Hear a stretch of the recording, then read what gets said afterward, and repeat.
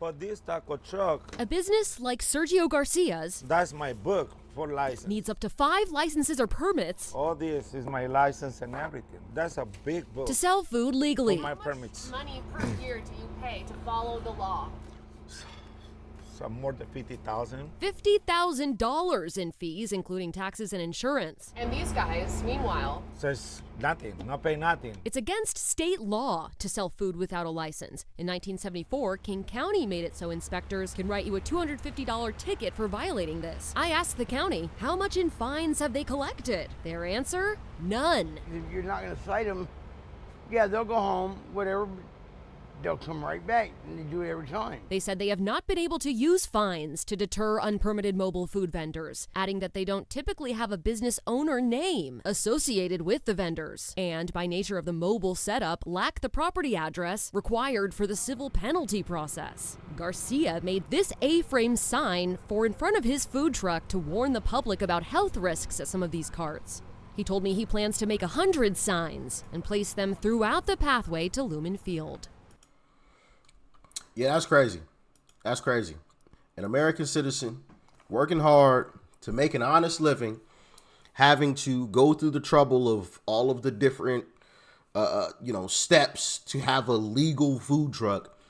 And now he's watching these illegals just come in and steal all of his customers while they don't also have to pay all of these different or go through all of these different steps and pay all of this money. It's crazy, man. It is absolutely crazy. And then in their excuses, well, they don't really have an address. Oh, bro, just go arrest them. Go arrest them. Throw them in jail. I don't know. Give them a 6-month sentence, right? Simple. Make it illegal. Like that is just crazy. Well, they don't have an address, and oftentimes there's no documented owner. Whoever is working the food truck, arrest them. Simple. Goodness gracious. Democrats be trying to make things complicated, and reality is not really that complicated. But here's white liberals, like I said before, and I've said this time and time again, white liberal women will be the downfall of America if we let them. And here's another one. Check out her amazing plan. You guys do this, but we started implementing the whistle in Chicago, or at least northern Chicago and some of the northern suburbs of Chicago, to let people know that ICE is in the neighborhood. So if you blow it and it's like beep, beep, beep, beep, beep, that means that ICE is close by. And if it's a long like beep, that means that someone's being detained. And this way it can be a community effort. People are giving them out in their little libraries. People have them on their front doorsteps. I highly recommend spreading the word. Stay safe out there, friends. Notice that she said she lives in the northern suburbs. Goodness gracious, bro. You can't make this stuff up. You cannot make this stuff up. These white liberals living in the suburbs. Goodness gracious. If you checked out yesterday's videos, yeah, you would have heard me talk about these white liberal women living in the suburbs. And what do you know? Another white liberal woman who's living in the suburbs. Well, we're just going to blow our whistle. Deportations have hit Hawaii now, too, though. It's amazing.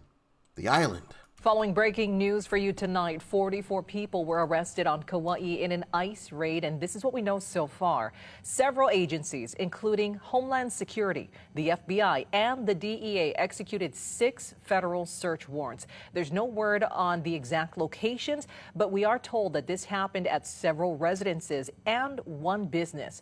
Out of the 44 arrests that were made, 2 were suspected to be associated with a foreign terrorist organization called Tren de Aragua. Kauai Council member Fern Holland witnessed some of these raids. We live in a very quiet area in Upper Kapahi. It's pretty quiet. It's a rural area. And so I could hear steps in the street. So I walked outside and I realized immediately that there was like an entire army of people. It was like there was probably 20 or 30 agents walking up the streets. Everybody kind of pulled into the property and started megaphoning the address and then saying like federal warrant or executing federal warrant or something like that, come out with your hands up. That was repeated many, many times and then repeated in Spanish.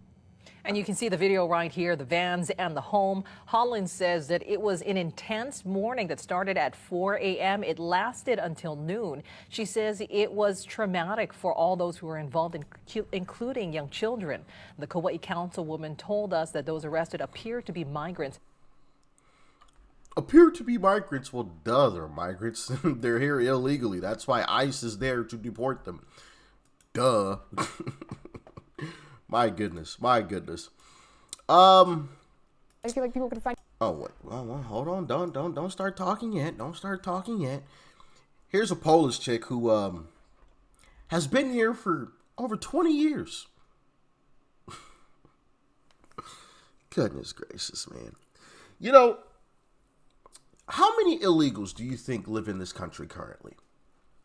Obviously, the Biden-Kamala Harris administration allowed tens of millions probably to get into this country.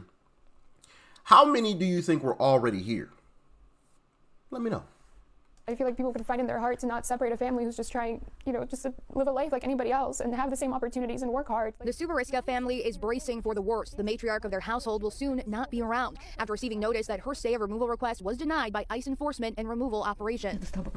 It's just a complete shock. She just is speechless. How can you go back to a country where you have literally nothing? Irina Subariska is a Polish citizen and only lived there for about 10 years, compared to over 2 decades in the United States. Her and my dad came to the country to help, build a better life and start a strong foundation for my brother and myself. And they've worked hard. She's saying, look around us, like we have this home. We've worked for everything ourselves. We never asked for anything. All while keeping up with immigration. They just look at her as a criminal, I guess, and that's just the heartbreaking part. Is like, she's never done anything. It's not that she's the nicest person in the world, so I just don't get it. Irina is also her husband's caretaker. He suffers from diabetes, arthritis, and depression, which his family fears will only worsen once his wife is gone. He just doesn't know how he's going to be able to continue on with his daily life without his wife by his side. The family has been doing everything in their power to put a stop to this. They spoke with a lawyer, contacted state senators, and reached out to us. It's just all not fair. I think the whole case just wasn't fair. I don't think her case was looked at enough. Bro, she doesn't even speak English and she's been here for 20 years? Nah, you gotta go, bro. You gotta go. And we gotta get rid of birthright citizenship. Gotta get rid of it. It's gotta go. Gotta go. My sympathy has completely run out. Me feeling bad for folks, who are getting deported with kids. Don't care anymore. Don't care. You had 20 years. 20 years. One, to learn English, which you failed to do because you heard her talking there. Clearly doesn't even speak English. You've been here for 20 years and you can't speak English? Not even a little bit? Like, I would understand if it was like some broken English, you know what I mean? Like, at least you made the effort, or English where you got a thick accent with it. You're at least making the effort. You didn't even make the effort to assimilate? Yeah, you got to go. But then on top of that, you've had 20 years to become a legal citizen. 20. And now you expect me to cry some tears for you because you're getting deported? Absolutely not. You got to go and get rid of birthright citizenship. Simple and plain. How do y'all feel about it? Let me know in the comments. Am I being too harsh?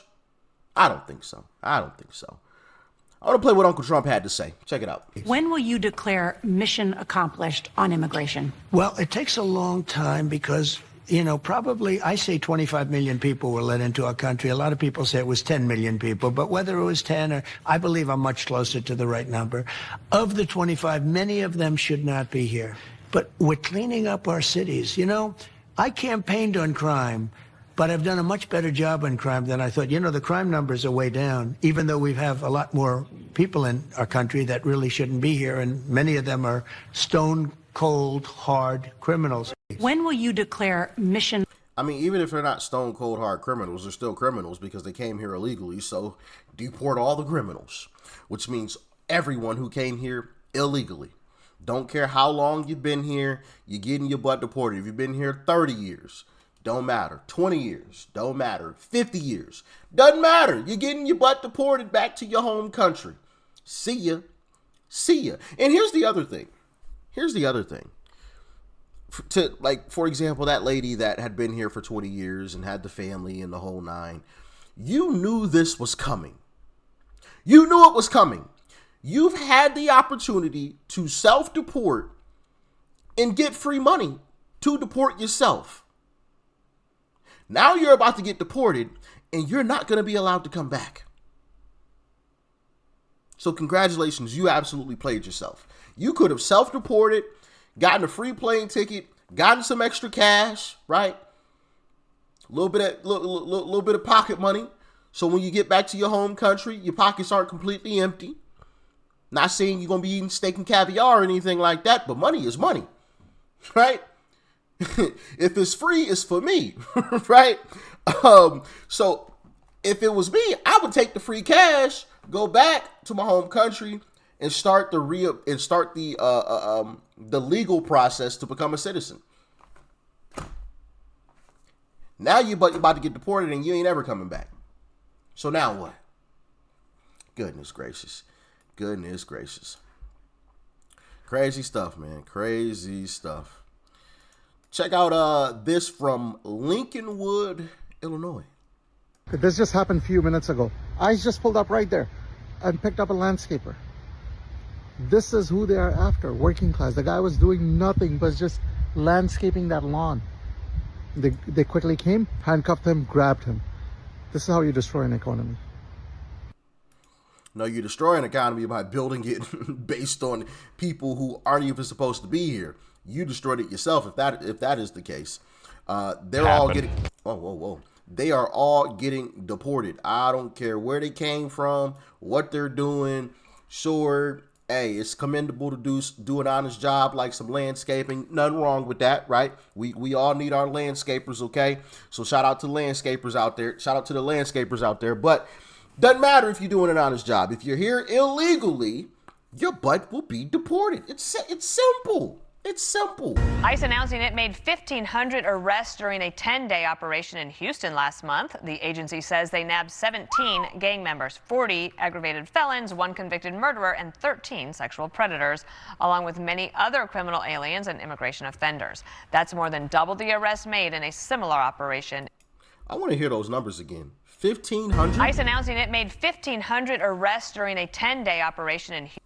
Jeez, 1,500 people in 10 days. Houston last month. The agency says they nabbed 17 gang members, 40 aggravated felons, 1 convicted murderer, and 13 sexual predators, along with... A convicted murderer? How was a convicted... Bro, what in the world? Man, our justice system is just so... It's so trash. It is so trash.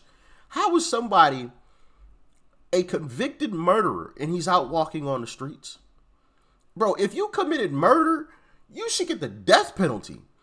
At bare minimum, you should have life, the rest of your life, in a box. What? You're walking free? Nah, bro. Second degree murder, you spending just about the rest of your life in prison. You ain't getting free until you about 83. Right? You know what I'm saying? Like, you are about to spend most of the rest of your natural life in prison. As a matter of fact, I think that's longer than the average lifespan. Because isn't the average like 76 or 70 something right now? 78? Yeah. So maybe for second degree murder, you can get out of prison at whatever age is the average life expectancy right now in America, or at that point in America for second degree murder. Because, yeah, you didn't plan on, pine boxing a person, but the fact is you still did it. You know what I'm saying?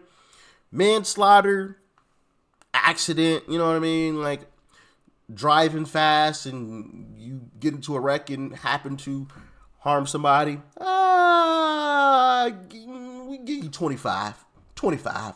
I feel like that's solid. 25. What do y'all think? Let me know. Am I too harsh? Let me know. I don't think I'm too harsh, but convicted murderer walking amongst us is crazy. That's crazy. Anyway, that's all I got for y'all today. Let me know what y'all thought about it in the comments. All right. There's always more ICE videos to come, so stick around. We're going to have some more ICE deportation type of videos coming. Because, of course, ICE is doing a fantastic job out here in these American streets. And so there's a lot of footage. All right? Stay safe out there. Peace and love. I'm out.